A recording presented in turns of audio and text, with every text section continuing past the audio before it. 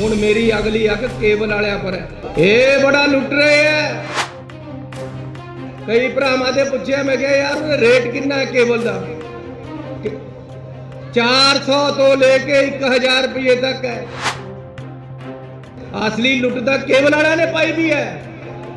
इन्हों सीधे करना है।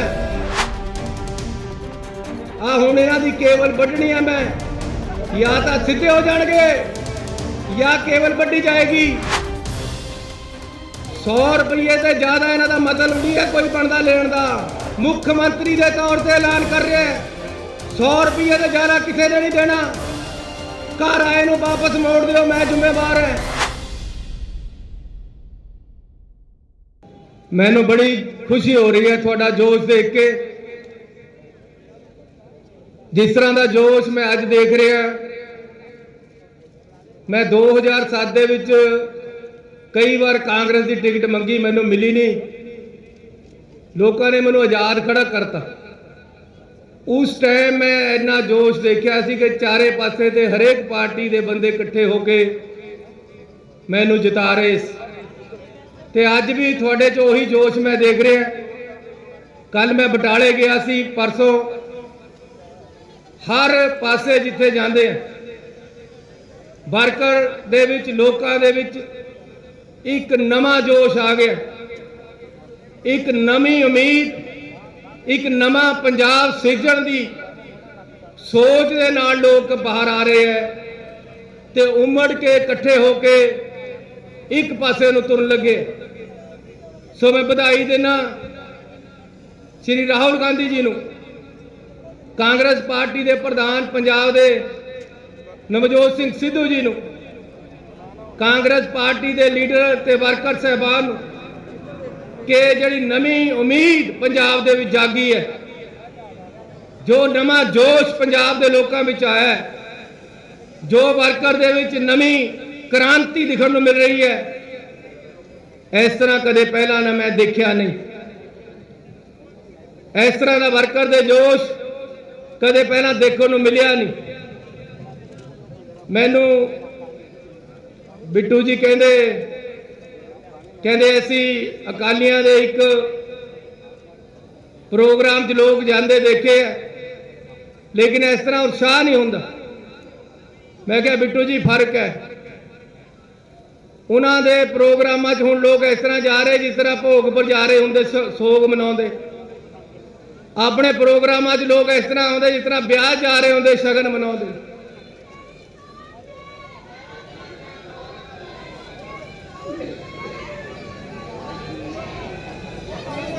हाँ, बीबियां सबसे मूहरे खड़ियां। जिन्ना इन्हां जोश है मैं कदे इन्ना किसी जोश देखिया ही नहीं बीबी। और आपने महिला का शक्तिकरण करना है, महिलावां नूं बराबर दे हक देने, महिलावां नूं अगे लेके आना है।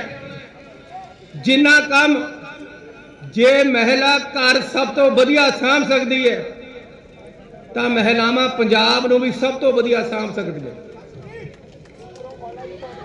इस करके जब महिलावां की गल करदा बंदे भी ताड़ी मार दिया करो। रोटी इन्हां नहीं देनी है घर।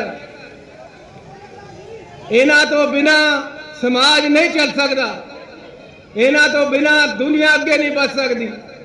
इन्हां तो बिना पंजाब नहीं चल सकता। इस करके इसी तगड़े होकर बराबर मोढे दे नाल मोढा जोड़ के महिलावां नूं अगे लेके आना।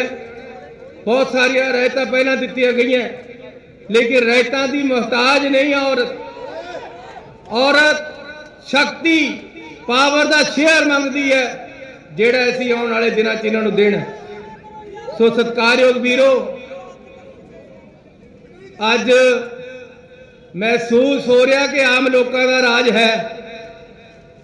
अज तक सुनवाई नहीं सी इस तरह की।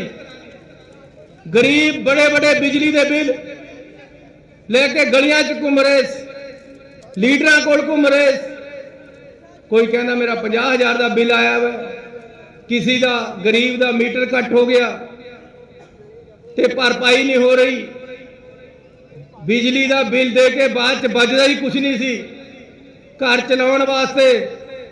लेकिन 53 लाख परिवारां दे 2 किलोवाट के सारे बकाए माफ किए हैं। 1500 करोड़ रुपया आम लोगों के कोल गया, सारे पर लीक मार दी है।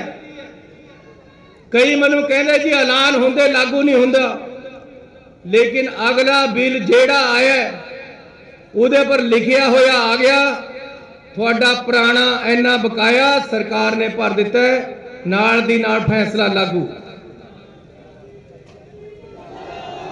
बिजली इन्नी महंगी कि गरीब आदमी, आम आदमी, मिडिल क्लास के लोग जब बिजली का बिल दिंदे तो घर का बाकी खर्चा चलाउण नूं कुछ नहीं रहिंदा। मेरे घर का अपना बिजली का बिल, मेरी वाइफ है जिहड़ी मेरी घर वाली है वो डॉक्टर है, उसकी तनख्वाह हो जाता है। जब बिजली का बिल एडा बड़ा आ जाता मैनू मेरे वाल देखने लग जाती, मेरे खाते जाने। ऐसी 3 रुपये बिजली का रेट घटाता जिहड़ा कदे किते नहीं होया। सारे हिंदुस्तान नालों अज पंजाब दे विच बिजली सस्ती। अगले थोड़े जिहड़े बिल आने अद्धे अद्धे आने हैं, अज तो भी घट जाने हैं। केजरीवाल जी कहते ऐसी 400 यूनिट बिजली का 300 यूनिट माफ करांगे, लेकिन जिदन 300 पूरे हो गए, जो 301 हो गया तो 300 का भी बिल लगेगा। यही दिल्ली के मॉडल है इन्हों का कि 400 यूनिट तक माफ है, जे 401 हो गया तो 400 का भी बिल लगना। केड़ा लुधियाने घर है जिदे 400 यूनिट नहीं बढ़ते? इसका मतलब लुधियाने जी तो किसी का माफ होना ही नहीं। बेवकूफ बनाना आया सानू। कहते जी पंजाब मिशन शुरू किया केजरीवाल ने, इसका मतलब क्या है कि दिल्ली तो आके राज करना, पंजाब नूं जितना। क्यों भाई? पंजाब बंजर धरती है, पंजाब का कोई मालिक नहीं है, पंजाब दे विच पंजाबी नहीं रहते। तुसीं दिल्ली ते आके राज किवें करोगे? किवें तुहानूं पंजाब संभाल दीए जो दिल्ली दे विच नुकसान कर रहे हो? आ बहानेबाजी चलूगी कि 400 यूनिट माफ, जे 401 होगी तो 400 दे पैसे पै जाने। कोई सट्टा है? रेता 22 रुपये बिक रहा सी दरिया ते। मैनू कहते जी तू कर नहीं सकता ये काम नूं, इहदे विच बड़े बंदे इन्वॉल्व है, इहदे विच पुलिस इन्वॉल्व है, ये बड़ा माफिया है, नहीं हो सकता। देते एक दिन अफसरां की मीटिंग बुलाई है, मैं क्या रेता 5.5 रुपये दरिया पर, बिचे भराई, बिचे जमींदार दे पैसे, बिचे ठेकेदार दे 5.5 रुपया रेट दरिया पर मिल रहा। हुण 22 रुपये वाला 4 गुना रेट घटाते हैं। जे किते ना मिलता हो तो मनु आके फड़ लियो। ये काम करने के तरीके है, यही अफसर है, यही लोग है, यही कर्मचारी है। अज सीधे होके काम कर रहे। अज क्यों नहीं रेता 22 रुपये बिकता? क्यों 5.5 रुपये बिकता है? क्योंकि सोच साफ, नीति नेक है, पार्टी और सरकार मिलके चल रहे। दोनों की सोच है कि माफिया खत्म करना है और सही रेट ते सही चीज लोगों तक पहुंचानी। हुण मेरी अगली अग केबल वाले पर है।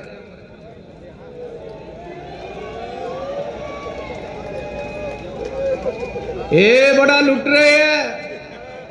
मैं हुणे पता करया आशू जी ते कई भरावां ते पुछया, मैं क्या यार रेट कितना है केबल का? 400 तो लेके 1000 रुपये तक है। जे थोड़े जे 2-4 चैनल चलाने 400 रुपया। वो मैं क्या यारो, मैं तो उन्होंने बिजली माफ करता फिरी जाना, पानी माफ करता फिरी जाना। असली लुट तो केबल वाला ने पाई भी है। इन्हों सीधे करना है, इन्हों सीधे करना है। आ हुण इन्हां दी केबल वड्ढनी है मैं, या तो सीधे हो जाएंगे या केबल वड्ढी जाएगी। 100 रुपये से ज्यादा इन्हां दा मतलब नहीं है कोई बनता लेने का। लुधियाने वालिओ मुख्यमंत्री के तौर पर ऐलान कर रहे हैं 100 रुपये से ज्यादा किसी ने नहीं देना। घर आए नूं वापस मोड़ दिओ, मैं जिम्मेवार है।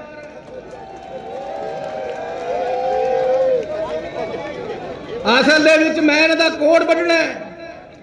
ਇਹ ਜਿਹੜੇ ਕੰਮ ਕੇਬਲ ਨੈਟਵਰਕ ਦੇ ਹੈ ਪੰਜਾਬ ਦੇ ਨੌਜਵਾਨਾਂ ਨੂੰ ਦੇਣੇ ਆ, ਆਮ ਘਰਾਂ ਨੂੰ ਦੇਣੇ ਆ।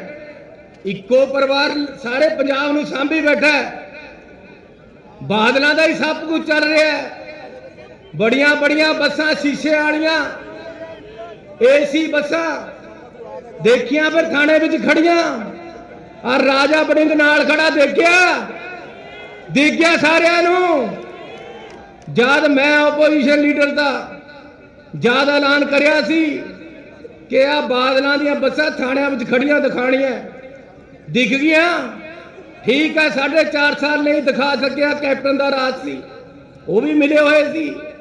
ਸਾਰੇ ਇੱਕੋ ਥਾਲੀ ਦੇ ਥੱਲੇ ਚੱਟੇ ਬੱਟੇ ਇਕੱਠੇ ਹੋ ਕੇ ਲੁੱਟ ਰਹੇ ਸੀ। ਉੱਤਰ ਕਾਂਟੋ ਮੇਰੀ ਵਾਰੀ, ਹੁਣ ਬਾਦਲ ਚੜ ਗਏ, ਅਗਲੀ ਵਾਰੀ ਸੁਖਬੀਰ ਚੜ ਜੂਗਾ, ਫਿਰ ਬਾਦਲ ਚੜ ਗਏ, ਅਗਲੀ ਵਾਰ। ਇਹ ਕੰਮ ਖਤਮ ਕਰਤਾ ਰਾਹੁਲ ਗਾਂਧੀ ਨੇ। ਆਮ ਲੋਕਾਂ ਦਾ ਰਾਜ ਆ ਗਿਆ ਪੰਜਾਬ 'ਚ। ਕੇਬਲ ਨੈਟਵਰਕ 100 ਰੁਪਏ ਦੇ ਬਾਅਦ ਕੋਈ ਨਾ ਦਿਓ ਲੁਧਿਆਣੇ ਵਾਲਿਓ, ਮੈਂ ਅੱਜ ਦੱਸ ਕੇ ਜਾ ਰਿਹਾ।